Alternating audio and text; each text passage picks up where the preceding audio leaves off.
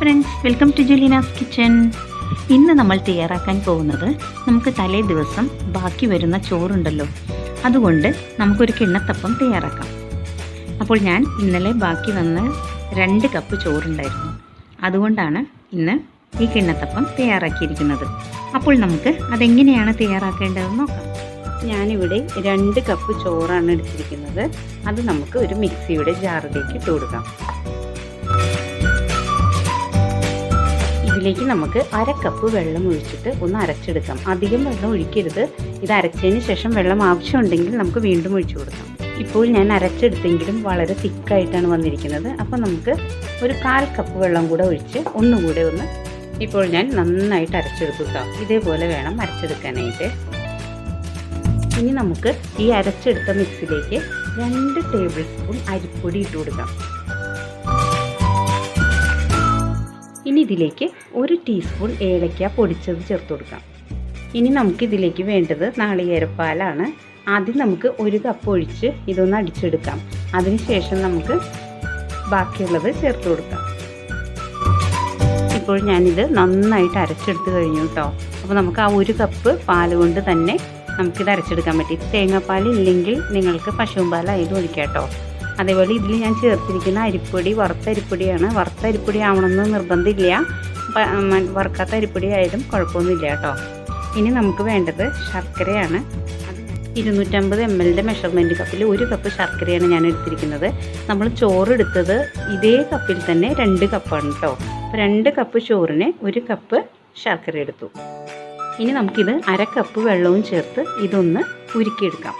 ഒരു സോസ് പാനിലേക്ക് ശർക്കര ഇട്ട് കൊടുക്കാം.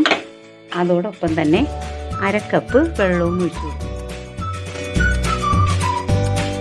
ഇനി ഈ ശർക്കര നന്നായി മെൽറ്റായി തിളച്ചു വരുമ്പോൾ നമുക്കിത് അരിച്ചെടുക്കണം. ഇപ്പോൾ നന്നായി തിളച്ചു വന്നിട്ടുണ്ട്. ഇനി നമുക്ക് ഫ്ലെയിം ഓഫ് ചെയ്യാം. ഞാനൊരു പാൻ വെച്ചിട്ടുണ്ട്. അതിലേക്ക് നമുക്ക് ഉരുക്കി അരിച്ചെടുത്ത ശർക്കരപ്പാനി ഒഴിച്ചു കൊടുക്കാം. 1 കപ്പ് 1.25 കപ്പ് ഉണ്ട് കേട്ടോ. മധുരമൊക്കെ നിങ്ങളുടെ ഇഷ്ടത്തിനനുസരിച്ച് ചേർക്കാം കേട്ടോ. അത് കൂട്ടുകയോ കുറയ്ക്കുകയോ ആവാം. ഇതിലേക്ക് നമുക്ക് അരച്ച് വെച്ചിരിക്കുന്ന ഈ മാവ് ഒഴിച്ചു കൊടുക്കാം. എന്നിട്ട് നന്നായിട്ട് ഇത് ഇളക്കണം കേട്ടോ. കൈയെടുക്കാതെ ഇളക്കണം.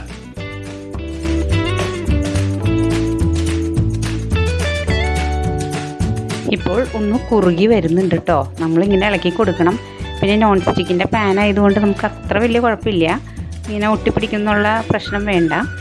അപ്പോൾ ഉണ്ടോ, ഒരുവിധം നന്നായി കുറുകി വരുന്നത്. പിന്നെ മീഡിയം ഫ്ലെയിമിൽ വെച്ച് മാത്രം ചെയ്താൽ മതി കേട്ടോ. ഹൈ ഫ്ലെയിമിൽ അങ്ങനെ വെക്കണ്ട, വേഗം അപ്പോൾ കട്ടായി പോവും. അപ്പോൾ നമുക്ക് മീഡിയം ഫ്ലെയിമിൽ വെച്ച് ഇങ്ങനെ ഇളക്കി സെറ്റാക്കി എടുക്കാം. ഇനി നമുക്ക് ഇതിലേക്ക് 1 ടേബിൾ സ്പൂൺ നെയ്യ് ഒഴിച്ചു കൊടുക്കാം കേട്ടോ. എന്നിട്ട് ഇത് നന്നായിട്ടൊന്ന് മിക്സ് ചെയ്യാം.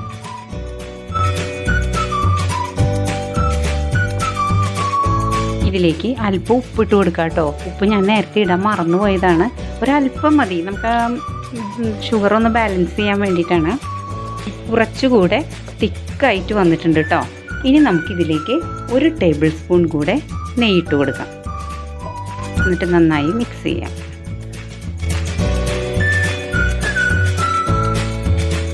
ഇപ്പോൾ കുറച്ചുകൂടെ വിട്ട് വരുന്നുണ്ട് കേട്ടോ. ഫ്രൈ പാനിൽ നിന്ന് കണ്ടോ, ഇങ്ങനെ വിട്ട് വരാൻ തുടങ്ങിയിട്ടുണ്ട്.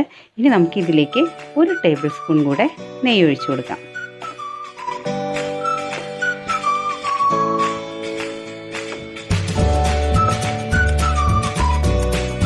ഇപ്പോൾ നല്ല തിക്കായിട്ട് വന്നിട്ടുണ്ട് കേട്ടോ. കണ്ടോ, നന്നായി നല്ല തിക്കായിട്ട് വരുന്നുണ്ട്. ഈ സമയത്ത് നമുക്ക് കുറച്ച് കാഷ്യൂ നട്ടും ബദാമും കൂടെ ഇതിലേക്ക് ഇട്ട് കൊടുക്കാം. ഇത് ഫ്രൈ ചെയ്തതല്ല കേട്ടോ. എന്നിട്ട് നമുക്ക് നന്നായി ഇതൊന്ന് മിക്സ് ചെയ്ത് കൊടുക്കാം.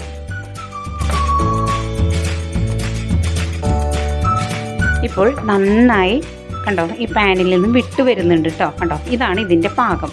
ഇനി കൂടുതൽ നേരം ഇട്ട് നമ്മളിങ്ങനെ ഇളക്കേണ്ട ആവശ്യമില്ല. നമുക്കിനി ഫ്ലെയിം ഓഫ് ചെയ്യാം കേട്ടോ. ഹൽവയുടെ പോലെ നമ്മൾ കുറേ നേരം വരട്ടേണ്ട ആവശ്യമില്ല. ഇങ്ങനെ വരുമ്പോൾ തന്നെ നമുക്ക് ഫ്ലെയിം ഓഫ് ചെയ്ത ശേഷം നെയ്യ് പുരട്ടിയ ഒരു പ്ലേറ്റിലേക്ക് മാറ്റാം. ഇപ്പോൾ ഞാനിവിടെ ഒരു പ്ലേറ്റ് നെയ്യ് പുരട്ടി വെച്ചിട്ടുണ്ട്. നെയ്യ് തന്നെ പുരട്ടണമെന്നില്ല, വെളിച്ചെണ്ണയോ ഓയിലോ എന്തായാലും മതി കേട്ടോ. അതിലേക്ക് നമുക്ക് ഇതിട്ട് കൊടുക്കാം. 1 സ്പൂണിൻ്റെ താഴെ നെയ്യ് പുരട്ടിയതിന് ശേഷം ഇതിൻ്റെ മീതെ ഇങ്ങനെ ഒന്ന് ലെവൽ ചെയ്ത് കൊടുക്കാം. കണ്ടോ? ഇനി നമുക്ക് 1 മണിക്കൂർ നേരം ഇതൊന്ന് സെറ്റാവാൻ വയ്ക്കാം. 2 പാത്രങ്ങളിലാക്കി വെച്ചിട്ടുണ്ട് കേട്ടോ. ഇനി നമുക്കിത് സെറ്റായതിന് ശേഷം കട്ട് ചെയ്യാം. ഇപ്പോൾ 1 മണിക്കൂർ കഴിഞ്ഞു. ഇതിപ്പോൾ സെറ്റായിട്ടുണ്ട്. നമുക്കൊരു പ്ലേറ്റിലേക്ക് മാറ്റാം.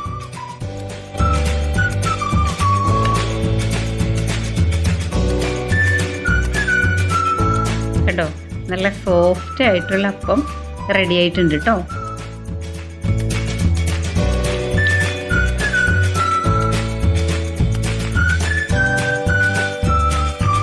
കണ്ടോ എത്ര സോഫ്റ്റാന്ന് നോക്കൂ.